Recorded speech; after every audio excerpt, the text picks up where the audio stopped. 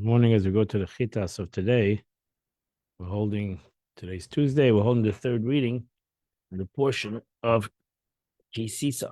We're holding on chapter 33 in the book of Exodus, chapter 33, verse number 12.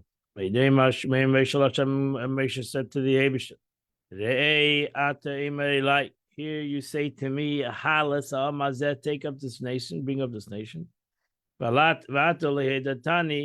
And you didn't inform me, whom you will send with me. And you said, I have known you by your name. And you have also found favor in my eyes. Now she says, meaning direct your eyes and your hearts to your words. Think about what you're saying. You say to me, lead, but you have not informed me who will come with us.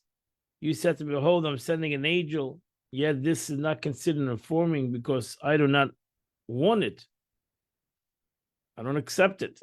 Which means that God is saying, I recognize you from other people with the name of importance. Where God says to Moshe, behold, I'm coming to you in the thickness of a cloud, and they will be believers forever. So therefore, you cannot do this to us. Therefore, if you find favor in my eyes, show me your ways. I'll know you. So I'll find pleasing in your eyes. And consider that this nation is your people. It's not my people, it's your people. Now she says, if it's true that I found favor in your eyes, pray, let me know your ways. What reward you give those who find favor in your eyes. Tell me exactly how it works. And with this, I will know the standard of your recompense, meaning what constitutes finding favor. Since I have found favor in your eyes, the explanation is so that I may find favor, meaning in order that I may recognize how great the reward of finding favor in your eyes is. That you should not say, and I will make you into a great nation, and then forsake these people. See, remember that they are your people from long ago, and if you reject them, I would not rely only on those descendants who come from my loins to survive. Make known to me now the payment of my reward through this people. Although rabbis expound and distracted the brachas, I've come to reconcile the verses according to the context and the sequence. And basically, now she says, Pshut Mikra, I've come to explain the simple meaning of the verse, but self-understood, there are many, many interpretations to what Moshe Rabbeinu is saying in these verses. So the Abisha said, my face will go with you, and I'll give you rest. Now she's got Targuma, my continents will go. The Targumunta is Shachanti, my Shechina. I will no longer send an angel. I myself will go. So the Moshe Rabbeinu God acquiesces to Moshe Rabbeinu's plea that he shouldn't send an angel because he didn't want an angel. But the Abish himself was Shachanti. So he said, you're right, because if your presence does not go with us, if God's presence does not come with us, then I'm not going. I'm not going up from here. So that she says, this is what I want, because I do not want to take us up from here through an angel, and therefore I'm only going to go with HaKadosh Baruch Hu. Verse 16. For how will I know that I found favor in your eyes, and I and your people? That you're going to go with us. Then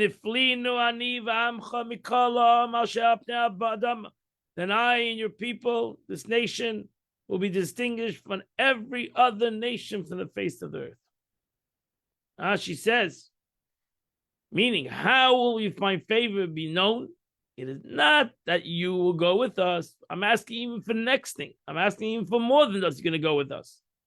One other thing I'm asking you, I'm asking that the Shekhinah no longer rests on the heathens of the nations of the world.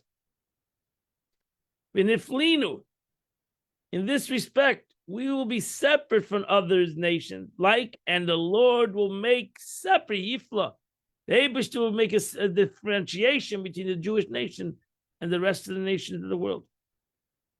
And Moshe Rabbeinu asked for this favor, that from now on, there would be a distinction between the Jewish nation and the rest of the world. And that's where the Chumash ends for today. Continue the Tanya today. The Tanya continues in chapter 30 of Tanya. Rebbe is talking about the concept of this war a person has with his nefesh habahamis, with his animal soul, and he has to humble his animal soul. And the Alter Rebbe says, you should realize that this is not an easy fight. This is a big war. It's not easy to struggle and break one's Yetzer Hara. I'm not saying this is an easy job. This is a tough war. Because this Yetzer Hara is a fire. He's burning flame. Love it by Pach Hashem for the fear of God. That your fear of God is going to break your Yetzer Hara. This is not an easy fight. This is actually this is virtual test. This is an asoyin. This is an asoyin gadol. This is a great test in every human being. And therefore, therefore, every man ought to weigh and examine. This is not a joke. This is serious. And therefore, every person needs to examine his own position according to the standards of his place. Lishka v'lichlatsin, the rank of his divine service. He has to think about himself. He has to know where he is. This is not a thing that you can fake somebody else. You can want to be somebody else. Everybody needs to look into himself and know what he's possible of doing and how he's capable of overcoming things. As whether he serves God in a situation required, compared with struggle, in a manner commensurate with the dimensions of such a fierce battle and a test of Kal Shebekalim faces. We should realize, we should realize, in essence, we should realize ourselves. We should realize that other people's struggles. It's not an easy thing. So when I see somebody else struggling, I shouldn't put it down. Oh, that's easy. Oh, get on with it. Oh, overcome it. It's not easy. It's not a thing that you can per se overcome so quickly. So even though it's this despondent cluster of men must often engage in a battle with his evil inclination, both in the area of doing good and turning away from evil. This is a strong fight. And therefore you shouldn't judge somebody else. And yourself, you need to really think about this, that this is a fight and you have to take on the battle, and it might be a long battle, and it's a difficult battle. In the aspect of going good is to pray, to daven, to pray with devotion. That when I daven, I, so to say, should pour out my heart before God with all my strength. And that's not easy. But that's the way I should daven. Ad motzei nefesh, to the extent of wringing out one's soul, meaning exhausting all of his intellect and emotional powers in his devotion. This battle must be waged both for the preparatory to and also during the prayer, in the preparation of davening and the davening itself. As follows: he must wage a war, a great and intense war, mechamatzuma, in gufay, with his body, v'nefesh habahamishabai, and his animal soul, what's in his body, hamenuyim hakavanim, which hold him back, which don't want to have any intense thought. For whatever reason. So therefore, how can I go daven and fight with my nefesh abahamis. I need to start davening I need to cut him down before davening. I need to put my nefesh abahamis and my body in place so to be able to have intense in davening. So to be able to have a feeling in davening. How would I expect to have a feeling in davening? If I don't put the situation before davening, if I don't prepare myself before davening. Morning and evening, and that's not going to help. That you did it today or you did it yesterday, the next day starts again. And you have to again daven kavan in the morning, and again come and daven mincha b'kavan, and then mayda b'kavan. Midday, yom b'yom, day after day. That's before davening, before prayer. The gam b'shas tefillah, then in davening itself. To exert himself.